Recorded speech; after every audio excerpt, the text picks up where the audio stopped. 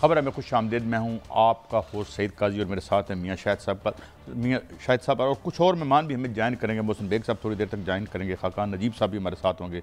Brigadier retired Rashid वली हमारे साथ मारूफ दिफाई तजज़िया नगार भी होंगे। मगर मैं कुछ खबरें पहले आपकी खिदमत में पेश कर दूँ। क्या 20-25 जब 2025 अगला साल जो है वो बानी PTI की रिहाई का साल होगा। बड़ी एक अब इसे र्यूमर कहें या ख़बर कहें, बहरहाल एक बड़ी ज़ोर पकड़ती हुई एक र्यूमर है।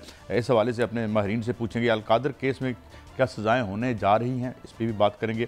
1000 अरब रुपए की कैपेसिटी पेमेंट ख़त्म होने के बाद क्या यूनिट 22 रुपये का हो जाएगा, इस पर हम बात करेंगे। इजराइल शाम में एटमी हथियार इस्तेमाल करें और कुछ ज़िमनन खबरें आपको बड़ी दिलचस्प बताता चलूँ। एक तो आज हम ख़ास तौर पर बात करेंगे जब हमारे साथ खाकान नजीब साहब होंगे कि क्या जो डॉलर का जो एक रिज़र्व करेंसी का जो स्टेटस था क्या ये ख़तरे में है, पैरल में है। 29 साल का रिकॉर्ड लो हुआ है डॉलर और दूसरी करेंसीज भी ऊपर आ रही हैं। तो क्या ये जो एक दुनिया के जो खदोखाल हैं माशी ये बदलने वाले हैं और जो डॉलर की एक हैसियत थी वो ख़त्म होने जा रही है, इस पर हम बात करेंगे। और इसके साथ साथ चाइना ने दुनिया को स्टन कर दिया है। उसने 6th जनरेशन का एक लड़ाका त्यारा बना के अमेरिका के लिए मुश्किल पैदा कर दी है और अब उन्हें तेज़ी से अपने इस प्रोग्राम को आगे लेके जाना पड़ेगा, वरना ये जो उन्होंने 6 ये बिल्कुल डिफरेंट डिज़ाइन है। इसमें एक से ज़्यादा लोग बैठ सकेंगे, इसकी स्पीड ज़्यादा होगी और बहरहाल एकदम से उन्होंने अनवेल किया है और ये खबर इंडिया के एक अखबार में, बड़े मारूफ अखबार में छपी है। अब हमें ज्वाइन किया है जनाब मोहसिन बेग साहब ने और मियाँ शाहिद साहब तो हमारे साथ हैं ही। Baig Sahab thank you very much for your precious time.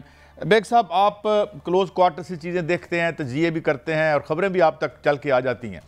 ये कहा जा रहा है कि 20-25 जो है अगला साल जो तुलू होने वाला है इसमें शायद कोई बानी PTI जो हैं वो जेल से बाहर आते आपको भी नज़र आ रहे हैं। देखिए चीज़ें काजी साहब बड़ी स्पीड से चल रही हैं और नेचुरली एफर्ट्स भी बड़ी हैं।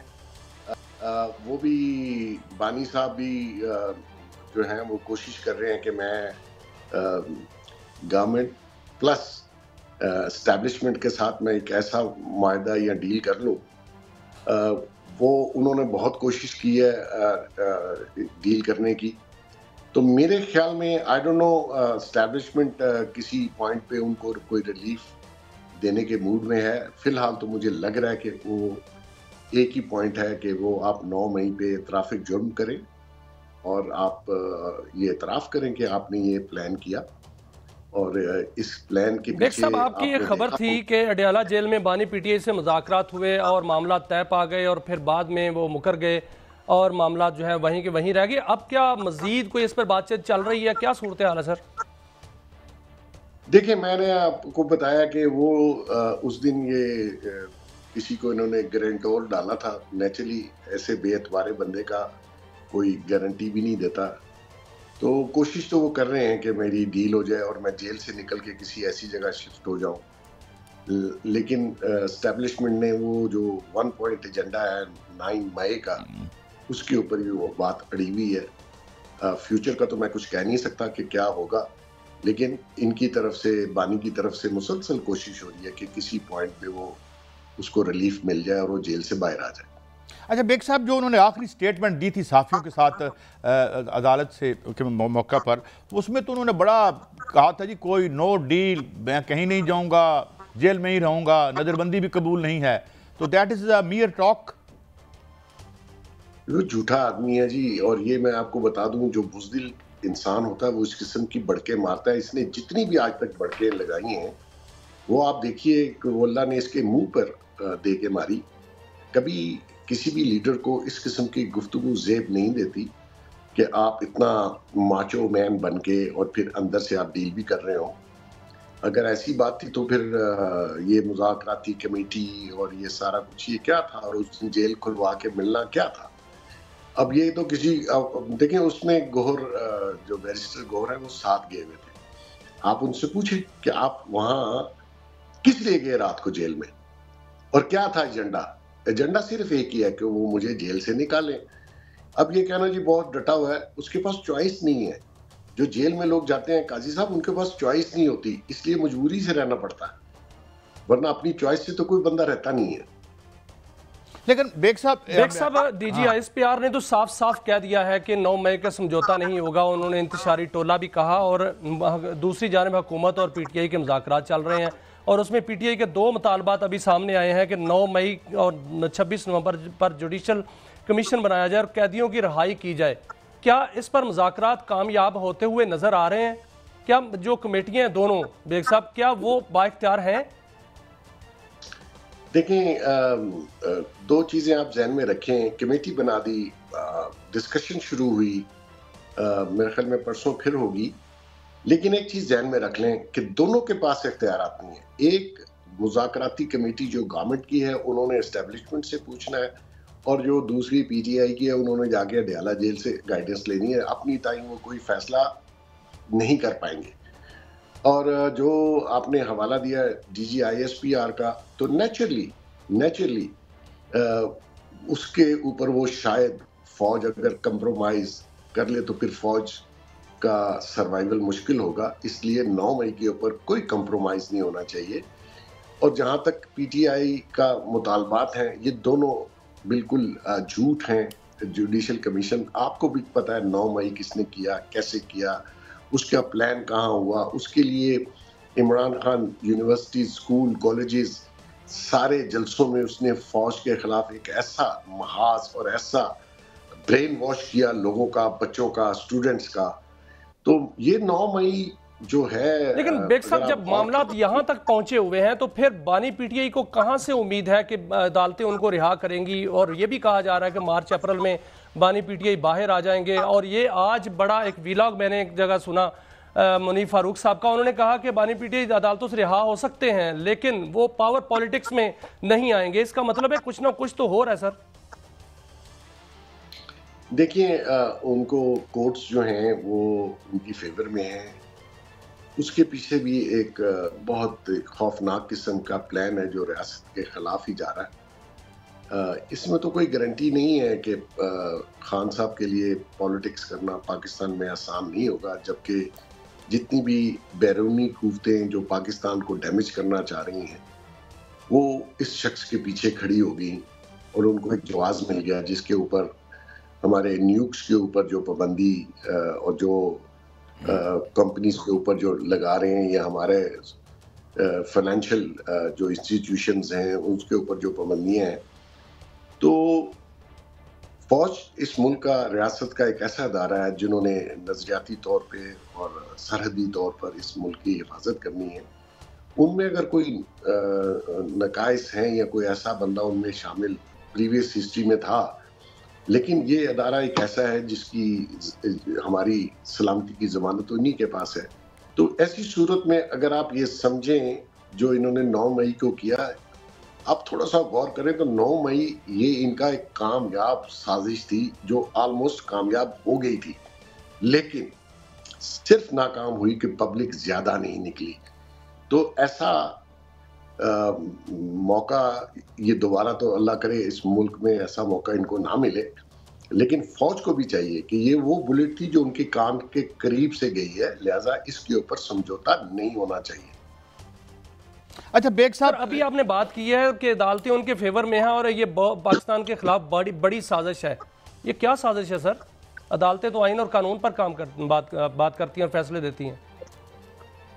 देखें, अगर आप आइन और कानून की बात करें, जो रिलीफ इस शख्स को मिला है अदालतों से या ओवरऑल PTI को मिला है वो आज तक किसी को नहीं मिला। अगर आप थोड़ा सा गौर कर लें, यहाँ पे कुछ जजों ने तो उनको ऐसी बेल्स भी दी कि आने वाली कोई भी FIR, कोई उसमें भी बेल। ये कभी हुआ है? ये किसी के साथ हुआ है? पाकिस्तान में गरीब दुनिया जेलों में मर गई, उनके तो केस नहीं सुने जाते, लेकिन इसके लिए स्पेशल ऐसा बिहेवियर रखा गया कि खटाखट बेल्स, और एक दिन आप पिटीशन दायर करें दूसरे दिन सुनी जाती है। तो ये चीजें नेचुरली उनको भी कोई शख्स पुश कर रहा है, कोई ऐसा ग्रोह पुश कर रहा है, इसकी फेवर में कर रहा है। दूसरा ये कि जो पाकिस्तान के अगेंस्ट लॉबीज हैं या कंट्रीज हैं, they throw lot of money. ये सारा पैसों का गेम पाकिस्तान में चल रहा है और इसकी फेवर में एक नहीं, दो नहीं, ऐसे फैसले आ रहे हैं कि जो किसी आम आदमी को या किसी खास आदमी को पाकिस्तान में कभी नहीं मिला। अच्छा बेग साहब, मैं आपको एक शॉर्ट सुनवाना चाहता हूँ। राना सनाउल्लाह भी यूं लगता है change of hearts Muslim League Noon के अंदर भी हो रही है, जरा सुनिएगा फिर मैं आपको कमेंट लेता हूँ। सुनाएं जी। इन नामों में मियां नवाज शरीफ का नाम, इमरान खान साहब का नाम भी होना चाहिए और इन नामों में आसफ अली जरदारी साहब का भी नाम होना चाहिए। ये लोग बैठ जाएं, जो बहरान 70 सालों से इस मुल्क को घेरे हुए हैं, ये 70 दिनों में खत्म हो सकते हैं। अब देखें ना, राना सनाज साहब जब वजीर दाखिला भी थे बड़ी हार्ड लाइन लेते थे, तो बेग साहब कुछ ना कुछ समथिंग इज कुकिंग, क्या कहेंगे?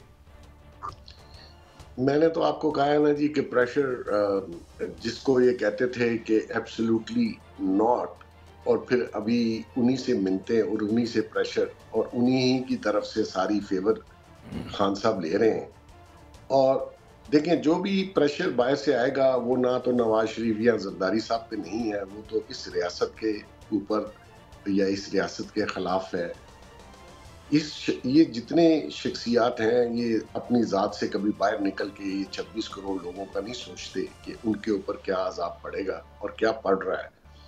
ये अपनी ज़ात तक जो भी बेनिफिट लेना है उसी की बात करते हैं। राना साहब ने जो बात की है, मुझे नहीं पता उन्होंने किस पैराए में ये कहा है कि जरदारी साहब या नवाज शरीफ साहब बैठ जाएं। मकसद ये है कि ये फैसले ना जरदारी साहब ने करने हैं ना नवाज शरीफ साहब ने करने हैं। आपको पता है कि इस केस के मुद्दई कोई और हैं जिन्होंने सजा या रिलीफ देना है, वो और लोग हैं। तो वहाँ पे ये कोशिश बहुत कर चुके हैं और कर भी रहे हैं। कहीं ना कहीं मेरे ख्याल में कोई ऐसी अंडर द टेबल कोई डिस्कशन है, मुझे नहीं पता कि वो उनकी तरफ से शायद। अच्छा बेग साहब, मैं माफ़ी चाहता हूँ, एक और शॉर्ट सुनवाना चाहता हूँ, जरा इंटरेस्टिंग है और आपका तजिया भी इंटरेस्टिंग होता है। जरा साद रफीक साहब को सुनिए। इमरान खान साहब से जो मेरा इख्तिलाफ है वो ये नहीं है कि मेरा उनका इलेक्शन हो गया या उन्होंने मुझे जेल में डाला था। जेल में उन्होंने नहीं डाला था, जेल में डाला था जनरल कमर जावेद बाजवा साहब ने और चीफ जस्टिस साकिब निसार साहब। उनका नाम लिया ही नहीं जाता। ये नहीं हो सकता सियासतदान लगड़ा खाता रहेगा और फौज का साबिक सरबराह सारा कुछ करके तो वो गोल्फ खेलेगा। अब इधर भी कुछ टोन बदली हुई है बेग साहब। देखें, बेसिकली मेरा ख्याल में ओवरऑल काजी साहब जो सोच ये है कि पाकिस्तान में पॉलिटिकल स्टेबिलिटी लाई जाए।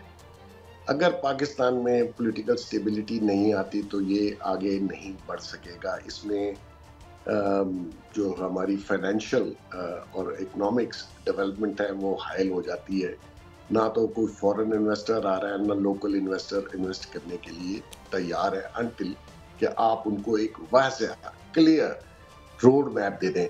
अभी देखें, अभी भी गवर्नमेंट और दूसरे जो अदारे हैं वो को क्लियर रोड मैप नहीं दे रहे और एक हर चीज अभाम में है और पूरी कौम इस वक्त सोच रही है और पूछ रही है कि जी क्या होगा और कैसे होगा।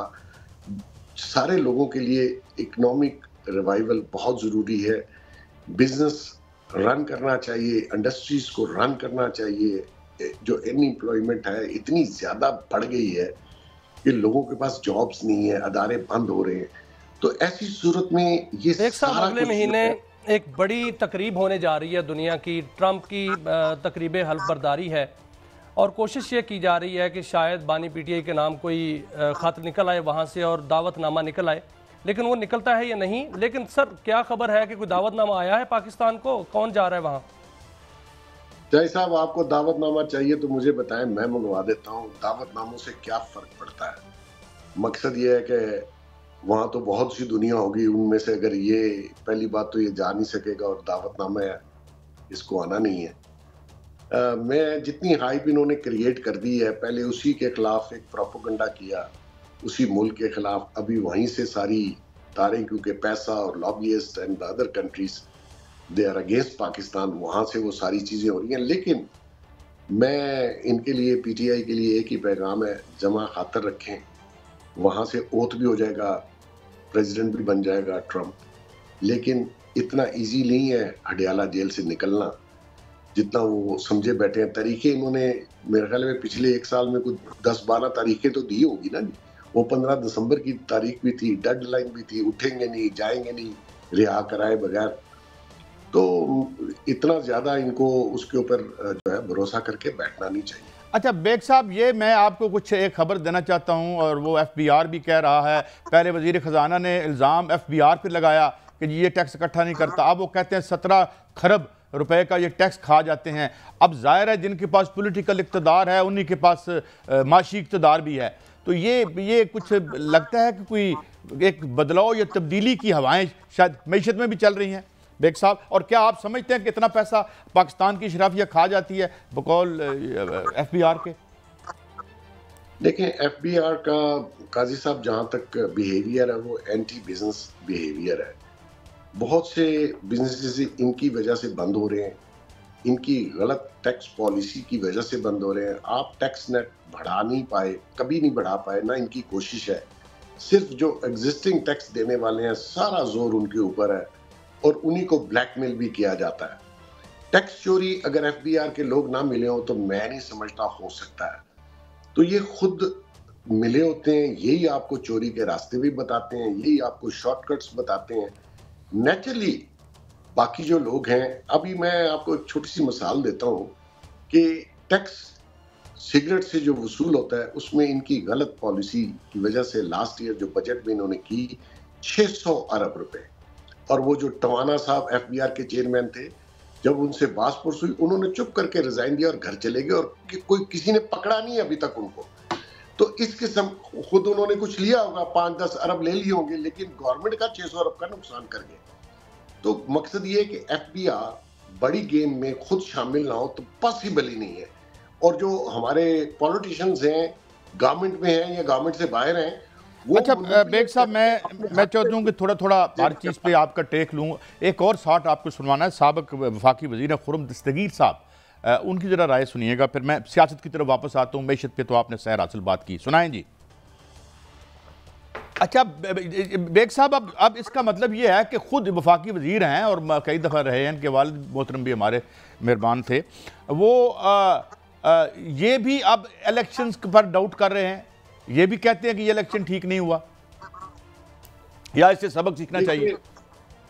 देखिए काजी साहब, जो हार जाता है वो तो यही बात करता है जो इन्होंने की है, लेकिन इनकी बात में वजन इसलिए है कि जो पॉलिटिकल पार्टीज हैं उनको अपनी पॉलिसीज और उस प्रीवियस इलेक्शन के ऊपर जो भी हुआ उसके ऊपर रिव्यू बड़े स्ट्रांगली करना चाहिए। बहुत से लोग इनके हारे जो कि स्टार लेवल के पॉलिटिशियंस थे, तो रिव्यू तो बनता है। लेकिन अभी इस वक्त जो गवर्नमेंट पंजाब में है, आपने देखा वो चीफ सेक्रेटरी और IG जो है बस उसी के गिर्द घूम रही है। उसमें पॉलिटिकल लोगों को या पॉलिटिकल जो इनपुट है वो शामिल नहीं किया जा रहा। मैं समझता हूँ कि ये किसी भी जमात के लिए अच्छा शुगुर नहीं है। लेकिन बेग साहब, मैं एक बात तो ज़रूर कहूँगा कि यहाँ पर CM पंजाब ने 14 रुपये बिजली की कीमत कम की, हमने अप्रिशिएट किया, सेंटर ने इंटरवीन किया, वापस तो 1 लाख जो मिलने थे हमें वो चलें। बहरहाल बहुत शुक्रिया बेग साहब, आप हमें वक्त देते हैं। You are so to have enlightened us on many issues. तो ये है, हालात बदल रहे हैं, कुछ बदलाव की बात मियाँ शाहिद साहब भी हमें बताएंगे कि ये मार्च अप्रैल की बातें क्यों हो रही हैं बानी PTI की रिहाई या अदम रिहाई के हवाले से। अहम खबरें हैं, इस पर बात करेंगे एक ब्रेक के बाद।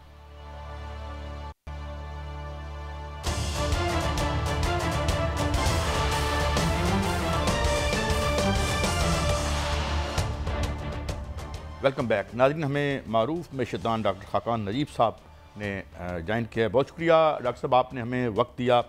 2 बातों पे मैं आना चाहूँगा। एक तो बिल्कुल इमीडिएट सिलसिला है कि जी ये अगर 1000 अरब रुपए की कैपेसिटी पेमेंट ख़त्म हो जाए तो 22 रुपए यूनिट नीचे आ जाएगा, इसके कितने चांसेस हैं? और सेकेंडली हम इंटरनेशनल जो आर्किटेक्चर है, इसका फाइनेंशियल आर्किटेक्चर क्या ये तब्दील होने जा रहा है?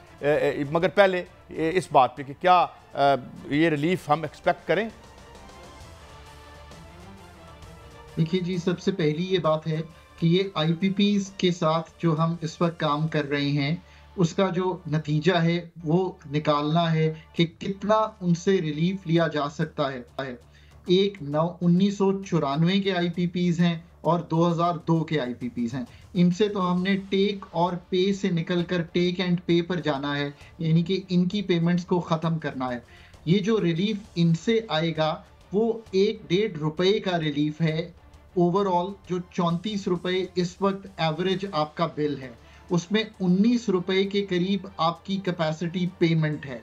सो एक तो इसको इस तरह समझिए। फिर जो दूसरा रिलीफ है वो आएगा अगर आपके 2015 के जो सीपैक के माहदे हैं उनमें आप अपने डेट को रीप्रोफाइल कर लेते हैं, ये है टोटल रिलीफ। ये कहीं एक्सपेक्ट किया जा रहा है कि 3 से 6 रुपए के दरमियान जो 19 रुपए की आपकी कैपेसिटी पेमेंट है, इसमें ये रिलीफ आ सकता है। इसके अलावा और भी रिलीफ पॉसिबल है और एक फिगर दिया जा रहा है अथॉरिटीज की तरफ से, अप टू 12 रुपीज यूनिट, यानी कि 34 रुपए के बिल में से 12 रुपए कम हो। एक मैंने IPPs का समझाया, एक रिलीफ है कि 3 रुपए 50 पैसे के करीब आप एक डेट की मार्कअप की पेमेंट कर रहे हैं। ये डेट है जो पार्क्ड है कहीं पे और इसकी पेमेंट कंज्यूमर कर रहा है। 3 रुपए आई थिंक 28 पैसे है। अगर ये डेट मोनेटाइज करके गवर्नमेंट ऑफ पाकिस्तान के पास चला जाए तो ये 3 रुपए 28 पैसे का एडिशनल रिलीफ हुआ।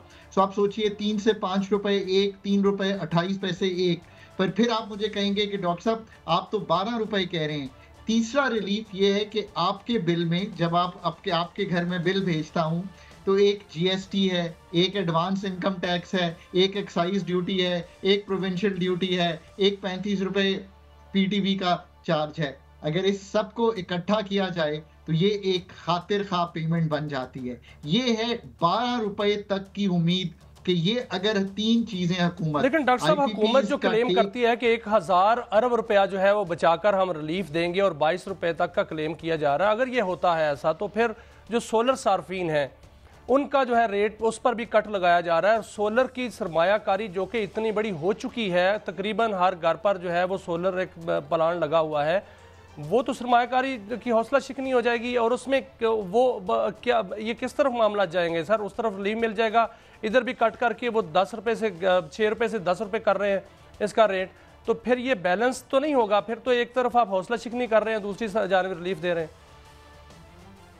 सो एक तो इम्पॉर्टेंट बात याद रखने की ये है कि एनर्जी का ये जो IPPs, ये जो टैक्सेस हैं, और तीसरी बात मैंने आपके सामने रखी जो डेट सर्विसिंग सरचार्ज है, इन तीनों को जब आप हैंडल करें तो ये 12 रुपए को अगर आप 1 लाख यूनिट से मल्टीप्लाई करें तो ये 1200 अरब रुपया ही बन जाता है।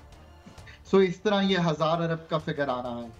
अब आप इसको इस तरह ये देखिए कि जो ओवरऑल एनर्जी सेक्टर है जिसको ठीक करना है, ये इतना सादा नहीं है कि IPPs को ठीक करने से हम एनर्जी सेक्टर को ठीक कर पाएंगे, या हम डेट सर्विसिंग सरचार्ज को ठीक करने से, या हम जिस तरह मैंने कहा कि आप टैक्सेस अगर इनडायरेक्ट उठा दें, आपको पूरे डिस्कोस के नेटवर्क को जो कि बहुत ही इस वक्त जिसे आप कहेंगे ब्लीडिंग है, जेनकोस को प्राइवेटाइजेशन में लेकर जाना है।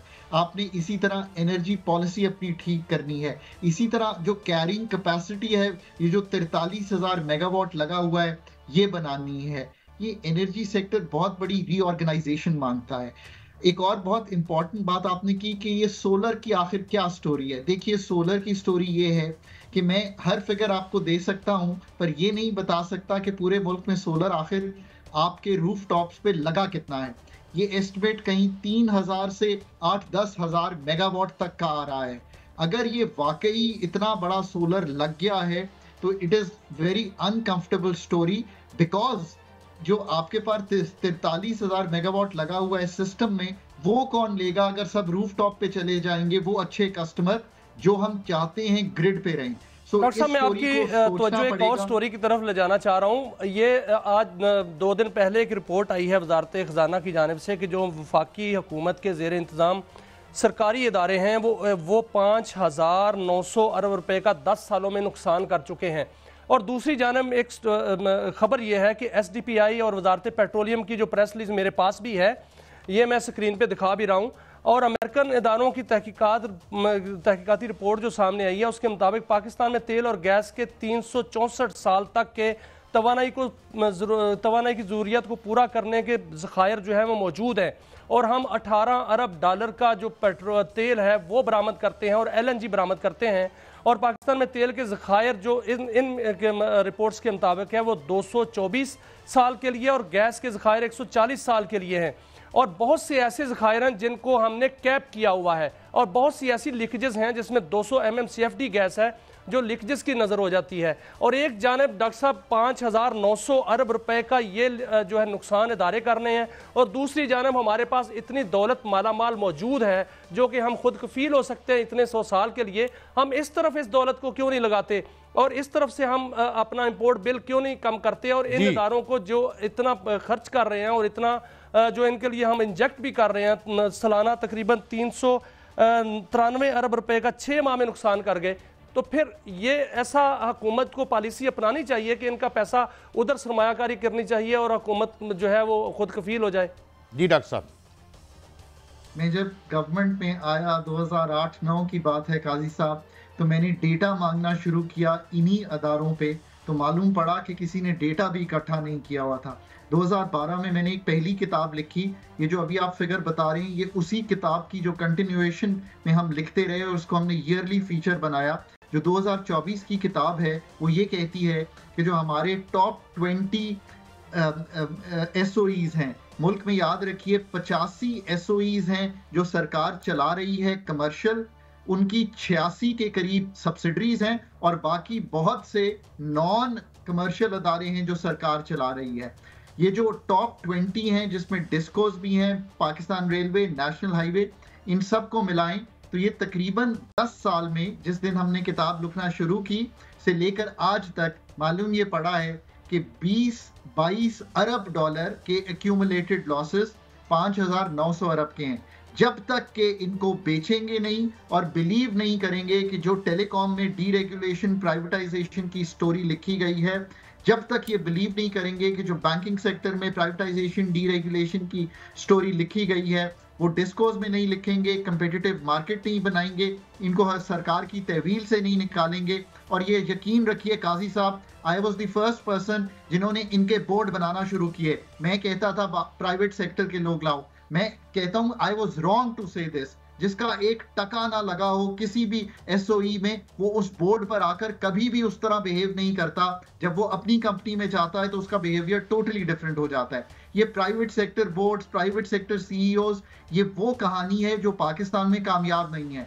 अच्छा डॉक्टर साहब, मैं एक चूंकि वक्त कम है, एक इंटरनेशनल मैंने आपसे कहा था कि कुछ लोग कह रहे हैं कि जो इंटरनेशनल फाइनेंशियल जो आर्किटेक्चर है उसमें एक मेजर शिफ्ट आ रहा है, और वो है कि जी डॉलर की जो एक status as a reserve currency था वो शायद अब 58% रह गया, 73% रिजर्व्स थे डॉलर के सेंट्रल बैंक्स के पास।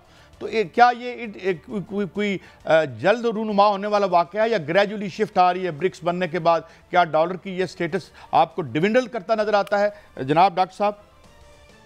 तो काजी साहब, ये चूंकि ब्रिक्स ने कहा कि हम एक यूनिफाइड करेंसी बनाना चाहते हैं, बट फिर ब्रिक्स के ही कुछ कंट्रीज ने ये कहा कि हम ऐसी कोई प्रपोजल इमीडिएट नहीं चाहते। ये एक सोच है, जैसे EU की करेंसी यूरो बनी, पर आई थिंक वो बहुत एडवांस्ड ममालिक हैं। अमेरिका ने उस पर रिएक्ट भी किया और सैंक्शंस की भी गुफ्तगू हुई और भी गुफ्तगू हुई। मेरा नहीं ख्याल कि dollar as a reserve currency in the coming years जो है वो तब्दील होने जा रहा है। You have a very pro growth, जिसे कहते हैं market American administration that is taking over.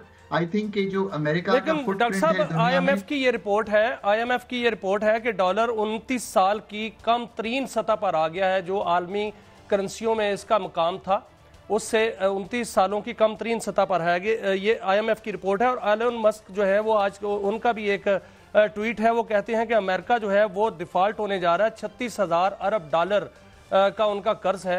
ये दोनों तरफ से जो मुश्किलात अमेरिका को आ रही हैं, एक जानब डॉलर का जो है फॉल डाउन और दूसरी जानब अमेरिका की तरफ से डिफॉल्ट होने की खबरें, इसको आप किस नज़र से देखते हैं सर?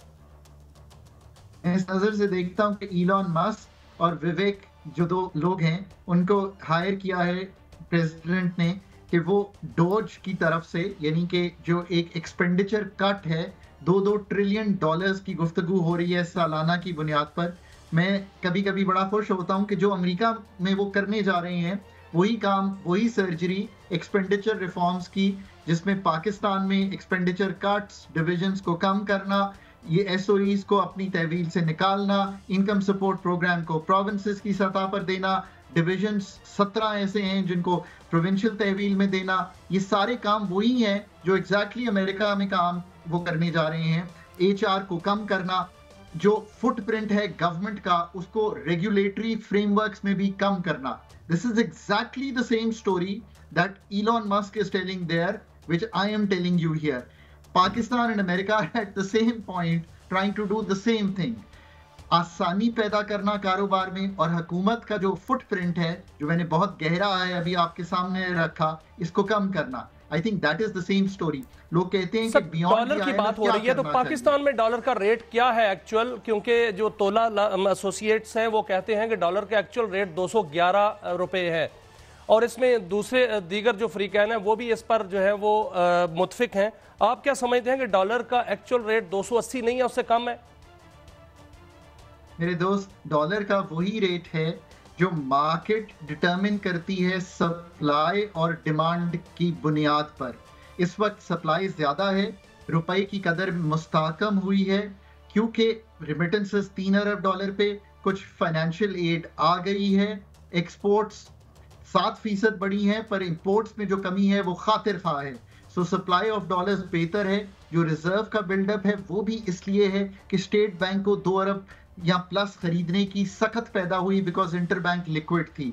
रुपया अपनी उस इक्विलिब्रियम पे है जो उसको होना चाहिए गिवन द मार्केट फोर्सेस। अगर और इनकमिंग बेहतर होंगे फ्लोज तो रुपए की कदर मुस्तहकम हो जाएगी। अगर इकोनॉमी खुलेगी, इंपोर्ट बढ़ेगी, तो पाकिस्तान का रुपया थोड़ा कमजोर हो जाएगा। रुपए को ये ना बनाइए कि ये अक्कासी कर रहा है कि इकोनॉमी कहाँ खड़ी है।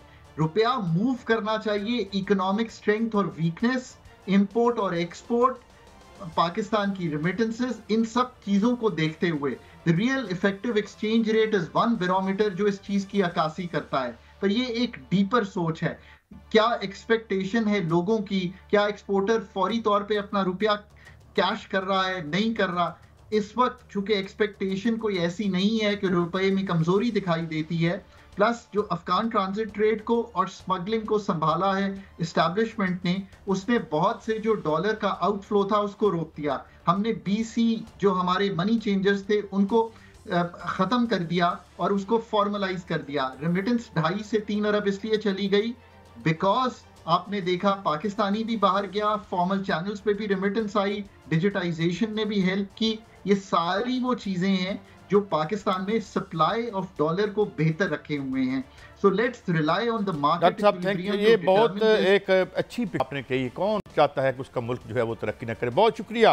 डॉक्टर खाकान नजीब हमारे साथ थे। तो ये हमारी मईशत के खदो खाल हैं। आलमी तौर पर भी हमने देखा कि ये डॉलर का क्या स्टेटस है। बहरहाल क्या कोई अच्छे दिन गली का मोड़ मुड़ने वाले हैं या नहीं, ये तो वक्त ही बताएगा। लेकिन बहरहाल आगे बढ़ते हैं। इजराइल क्या शाम में एटमी हथियार इस्तेमाल कर रहा है? चाइना ने कौन सा एक ऐसा स्टन कर दिया, दुनिया को हैरत ज़दा कर दिया, क्या तैयारा बनाया है? और तुर्की ने किस तरह एक हाइपरसोनिक मिसाइल गिरा दिया? ये सब एक ब्रेक के बाद।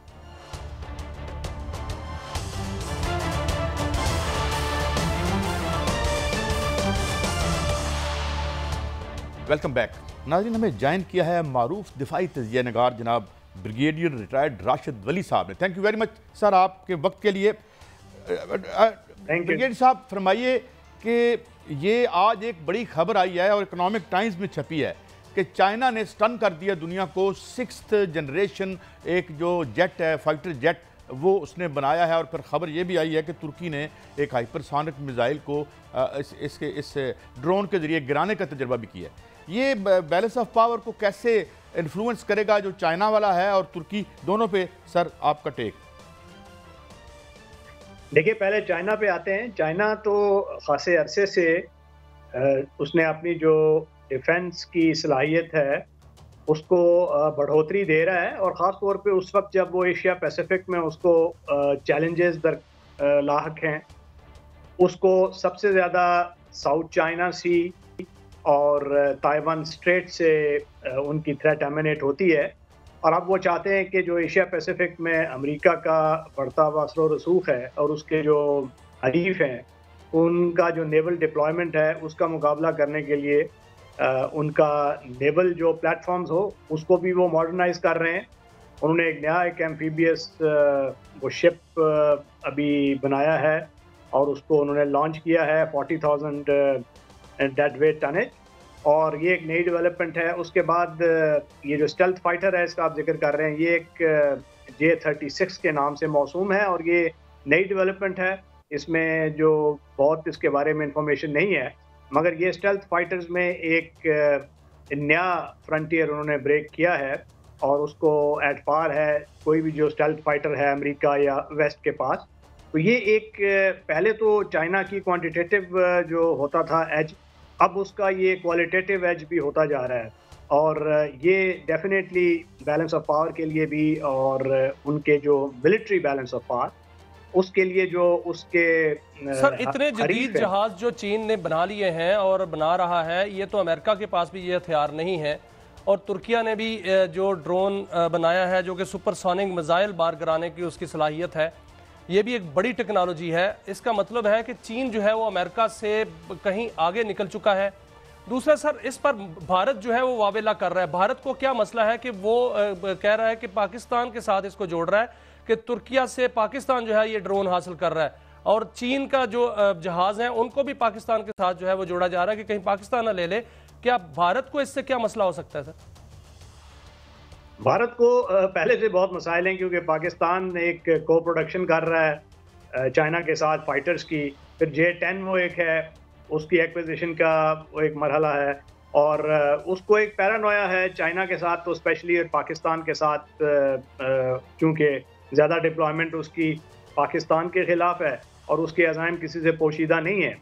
जहाँ तक ताल्लुक़ है अमेरिका के पास ऐसी प्लेटफॉर्म्स होने का, तो अमेरिका के पास अभी तक क्वालिटेटिव एज उनके पास भी है, मगर चीन जो है इसको बड़ी तेज़ी से इस खलीज को पाट रहा है, और ऐसा लग रहा है कि अब जो क्वालिटेटिवली चीन उस मुकाम पे आहिस्ता आहिस्ता आता जा रहा है जहाँ पे उसको जो टेक्नोलॉजिकल जो क्वालिटेटिव एज था अमेरिका का वो अब खत्म होता जा रहा है। तो ये एक लम्हा फकरी है। अच्छा ब्रिगेडियर साहब, ये जो हाइपरसोनिक मिसाइल ने एक लैंडस्केप चेंज किया था सिक्योरिटी का, हाइपरसोनिक मिसाइल जो है जिसकी डायरेक्शन ऊपर से बदली जा सकती है, और ये क्या तुर्की ने उसी को गिरा दिया है? ये जो हौतीज ने भी फेंका था वहाँ पे इजराइल पे, तो ये इस डेवलपमेंट को कैसे देखते हैं आप?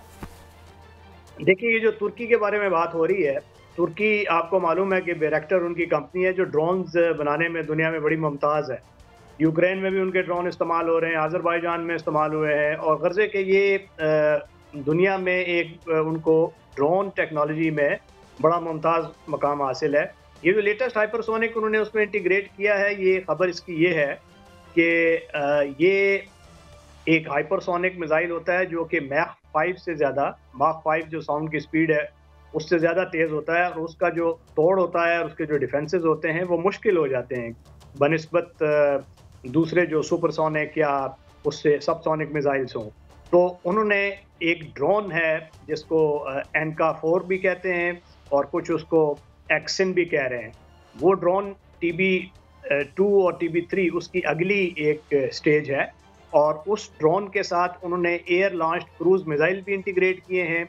और अब ये सुनने में आया है कि हाइपरसोनिक मिसाइल का भी एक तजर्बा किया है, जो हाइपरसोनिक मिसाइल का 7 किलोमीटर रेंज है, और ये बहुत ख़तरनाक हथियार होता है।